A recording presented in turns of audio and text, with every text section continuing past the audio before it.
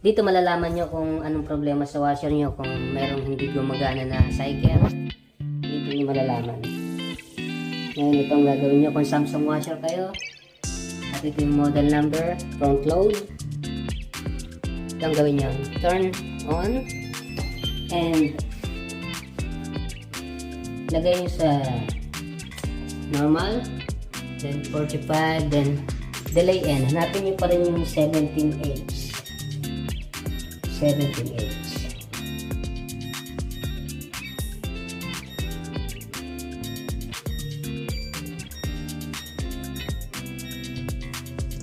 Yan, 17H na kayo, then long press yung start hanggang mag-appear yung A5.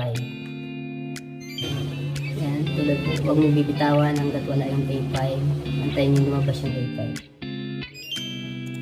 Yan. Sa A5 na kayo, then start nyo lang. Then ito para sa automatic check to. Lahat ng cycle iraran na niya hanggang sa matapos. Iba pa yung manual check na iwa one by one mo. Ituturo ko yun sa next video. So ngayon isa automatic check muna tayo. Number 3 siya. Ibig sabihin cool yung water niya, yung solenoid. Gumagana yung heat and cold. Yan yung first cycle niya. And then mag-change yan sa next cycle. CO, it means cold water. Cold water, kung walang dumalabas na water dyan, ibig sabihin sira ang solenoid niya. Then, mag-switch siya sa hot water. XO, it means hot water.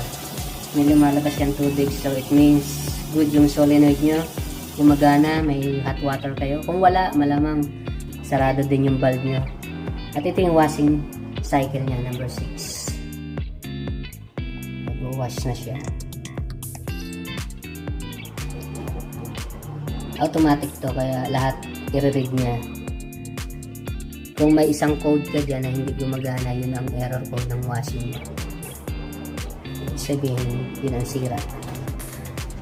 Para lang yung sa Samsung. Sa may tag na brand o kaya GE, iba ang ano niya, iba ang procedure niya. So makikita niya sa manual niya. Yan, 7. Nagde-drain na siya. Code 7, draining cycle.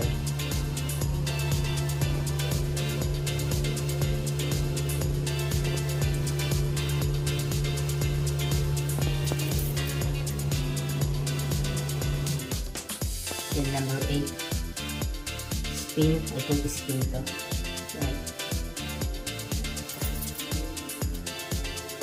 Yung speed niya, yan, pumapalo siya sa 56 pataas. Minsan yung pabilis siya ng pabilis.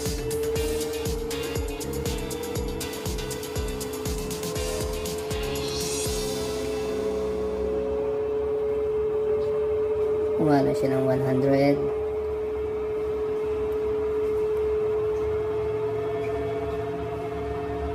Sa automatic check nga pala to. Iba yung manual. Yung manual ay isa-isahin mo siya. Lahat ng ituturo ko rin yan. Kung paano siya i-manual. Pag na-reach na niya yung pinakamabilis na speed, mag-i-stop na yan.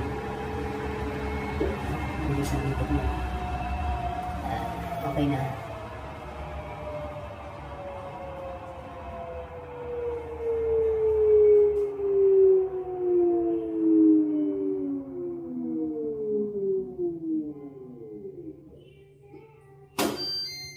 Yan. OT, it means tapos na yung cycle niya.